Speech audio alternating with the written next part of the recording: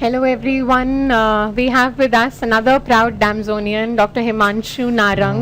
He secured rank 4 in May AIMS postgraduate entrance exams, and also to mention he had a NIMHANS rank of 3, है ना? So he is a very bright child. Heartiest congratulations Himanshu. We are very happy to have you here. कैसा लग रहा है आपको? बहुत अच्छा लग रहा है. बहुत अच्छा लग रहा है. And he has been with us throughout his preparation, right? He was a 3-year foundation student with us, and then he has followed up with the test and discussion. So Himanshu, कैसे बताना चाहोगे आपने कैसे तैयारी करी, कैसे शुरुआत करी और फाउंडेशन में कैसे किया? मैम मेनली थर्ड ईयर में जो शुरू किया था तो पहले फाउंडेशन ट्राई करा, वो मैम अच्छा लगा, सारा हो गया. तो फिर फाइनल ईयर में फर्स्ट एंड सेकेंड ईयर के सब्जेक्ट्स करे और साथ में सारे नोट्स पढ़ता रहा. तो ऑलमोस्ट नोट्स एक बार हो गए थे मेरे फाइनल ईयर के एंड तक. फिर बस टेस्ट एंड डिस्कशन करा और नवंबर में अच्छी रैंक नहीं आई तो फिर 6 मंथ फिर से नोट रिवाइज करे, प्रीवियस ईयर पेपर करे. मई में फॉर्चुनेटली अच्छा हो गया. Very nice. So his strategy is very simple. Start early, keep revising, and he's very modest. November में अच्छी rank नहीं आई, but then that's what has kept him going, and he has look what he's managed. He's managed rank 4 in May AIMS and rank 3 in NIMHANS. It is highly commendable. So again, once again, wonderful performance and great work done. अच्छा हिमांशु, मुझे ये बताओ आपने क्योंकि आप हमारे साथ बहुत लंबा थे, है ना? सो मुझे ये बताओ कि डैम्स में जो हम आपको फाउंडेशन में पढ़ाते हैं, क्या वो आपको यूज़फुल रहा? यस मैम, बहुत यूज़फुल रहा. मतलब अगर सारी स्टैंडर्ड टेक्स्ट बुक्स पढ़ें तो फिर लास्ट में एग्ज़ाम से पहले नोट्स देख लो और नोट्स अच्छे से याद हो जाए तो प्रॉफ में भी हेल्प हो जाती है. और फिर एंट्रेंस के टाइम फिर से अगर नोट्स रिवाइज ही करने हैं तो उसे एंट्रेंस में ही फ़ायदा होता है. अच्छा, और नोट्स आपको आपने बोला प्रोफेशनल एग्जाम के लिए भी हेल्पफुल थे. आपने फिर फॉलो अप में टीएनडी करा, तो क्या आपको अपडेटेड इन्फॉर्मेशन भी मिला टीएनडी के थ्रू? मैम जो जैसे कई चीज़ें चेंज हो जाती हैं तो लेटेस्ट थोड़ी चीज़ें आ जाती हैं, वो इंटर्नशिप में अपडेट कर ली, अपने नोट्स में अपडेट कर ली. बाकी तो नोट्स वही रहे. तो ओवरऑल फ़ायदा हुआ. मतलब बिल्कुल एंड में जो आए तो सारे नोट्स रेडी थे, बस वही नोट्स पढ़ के चले जाओ, हो गया. So he is being very modest कि इसने जो नोट्स बनाए हैं उनको अपडेट किया है और वो बार रिवाइज किया है. क्या आपको लगता है कि अगर नोट्स अच्छे से रिवाइज किए तो हिट रेट अच्छा रहता है एग्जाम में, अगर आप थरोली उनको अच्छे से करें तो? मैम अगर एक बार स्टैंडर्ड टेक्स्ट बुक्स पढ़ लें तो उसके बाद 4-5 बार नोट्स पढ़ लो तो हो ही जाएगा. मतलब जैसे नवंबर तक ही मैम 2-3 बार हो गए थे, फिर अभी फिर 1-2 बार रिवाइज करे, प्रीवियस ईयर पेपर करे तो हो जाएगा. तो basically notes plus previous papers, इससे तो हो जाता है ज़्यादा. हो जाता है. ओके. और एम आपने हमारा टीएनडी भी किया है फॉलो अप के लिए. मुझे पूछना है कि वो जो क्वेश्चन पेपर हम लोग आपको बना कर देते हैं उसका स्टैंडर्ड आपको कैसा लगा? Was it similar to something that you face in the exams, और क्या उन एमसीक्यूज से आपको फ़ायदा मिला? यस मैम, वो पेपर काफ़ी अच्छे थे. मतलब उनके क्वेश्चंस मैंने ग्रैंड टेस्ट भी दिए थे और मॉक वगैरह भी दिए थे. अच्छा. तो मॉक से तो कोई क्वेश्चन मुझे दिखे भी थे अपने एंट्रेंसेस में. और हमारे एम्स मॉक से as it is 3-4 question direct PGI में भी आए हैं. That's great to know. तो वही पेपर्स अगर उनके आंसर देख लिए फिर वहीं पे वही दिख रहे हैं तो जल्दी हो जाता है, एक तो दूसरा सही तो हो ही जाता है. सो क्या आप अपने जूनियर्स को ये सजेस्ट करोगे कि जब हम एग्जाम के लिए जाने वाले हैं उन दिनों से पहले आपको अपने टीएनडी के पेपर रिवाइज करने चाहिए? हाँ मैम, करने चाहिए. थोड़ा पहले कर लेनी चाहिए कि लास्ट में एक बार नोट्स देखो, बस मॉक एक देख लो और प्रीवियस ईयर पेपर देख लो बस. उससे पहले जैसे नोट्स पढ़ रहे हो साथ में पेपर भी देख लिया. उसके भी आंसर थोड़ी मतलब क्वेश्चन नए पता चल जाते हैं जो हमने नोट्स में नहीं होते, वो पता चल जाते हैं क्या क्या चीज़ें हैं. राइट. ओके. और आपने हमारा विजुअल सेशन भी अटेंड किया था? यस मैम, डीवीटी अटेंड किया. कैसा लगा आपको? मैम बहुत अच्छा था. उससे कई चीज़ें अभी तक आ रही हैं जो अक्टूबर में किया था, मई वाले उसमें क्वेश्चन में दिखे थे उसके. तो yes ma'am, wonderful. That's really nice.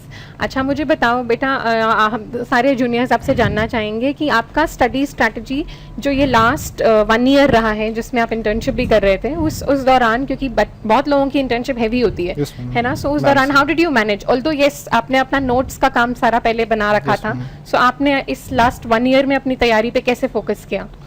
Ma'am जैसे इंटर्नशिप चल रही थी तब तो जो साथ में चल रहा था तो साथ में नोट्स करता गया अपने टीएनडी के साथ.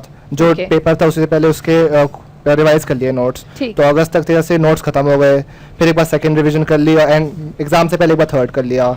बाकी जनवरी टू मई में मेनली सेल्फ स्टडी किया. जो नोट्स याद नहीं थे वो याद थोड़े बहुत करे, टेक्निक्स बनाई कि कैसे याद कर सकते हैं, और बाकी पेपर से देख लिए सारे जो पेपर बेसिकली नहीं देखे थे और प्रीवियस से पेपर देख लिए, मॉक्स देख लिए फिर से। मॉक आपने दिए, हाँ। So close to the exam उसने अपने नोट्स को ही रिलाई किया और ज्यादा से ज्यादा पेपर देने की कोशिश करी, है ना? सो उससे आपको हेल्प मिली। I think it tells you about your weak areas और आपको पता लगता है कि क्या और फोकस करने की जरूरत है। मैम कोई एक लैक्यूना जैसे कोई सब टॉपिक बाय चांस मिसिंग हो तो भी पता चल जाता है, ये भी आ सकता है एग्जाम में।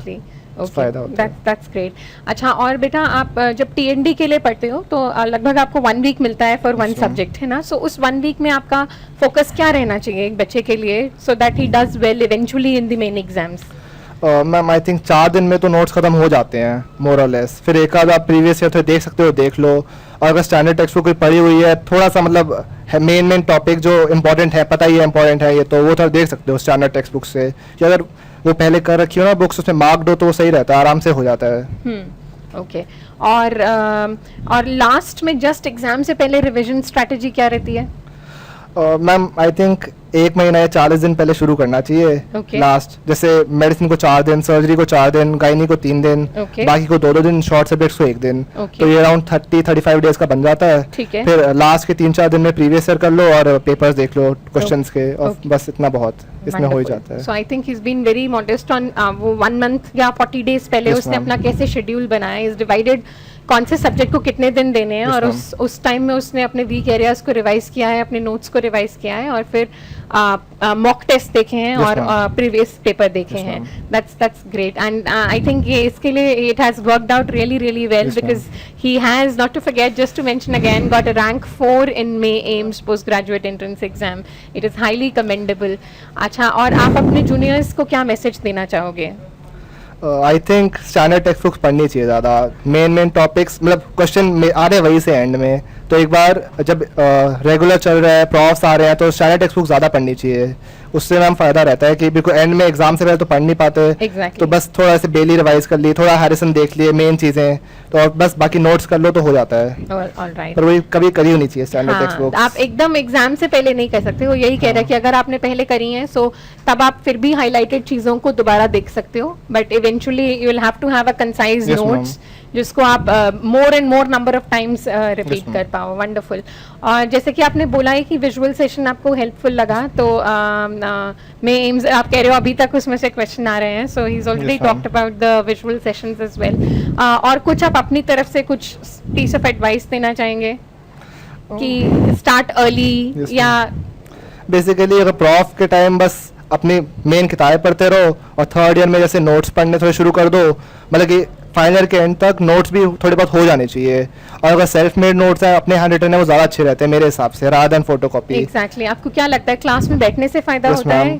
पता होता है कि मतलब क्या लिखा है, मतलब क्यों लिखा है, थोड़ा आइडिया ज़्यादा रहता है। अपने कैसे फ्रेम किया था उसको, किस तरह से एमसीक्यू के फॉर्मेट में डाला जा सकता है या किस तरह से क्लिनिकल क्वेश्चन की तरह डाला जा सकता है। सो कॉन्सेप्ट क्लियरिंग बहुत ज़रूरी है ना? That's what he is saying कि अगर आपने अपने आप बैठकर नोट्स बनाए हैं तो उसका कोई मुकाबला नहीं है। That's right. Okay, this is great and I think we'll wish you all the very best. आप क्या लेना चाहेंगे हिमांशु? मेडिसिन। हिमांशु मेडिसिन करना चाहेंगे and he is going to be a great physician and then he would I'm sure super specialize as well. So देखते हैं। Wonderful. So we wish you all the very best for your bright future and आप आगे भी बहुत बहुत successful रहो. Right? Thank you so much for being here, Himanshu. Thank you.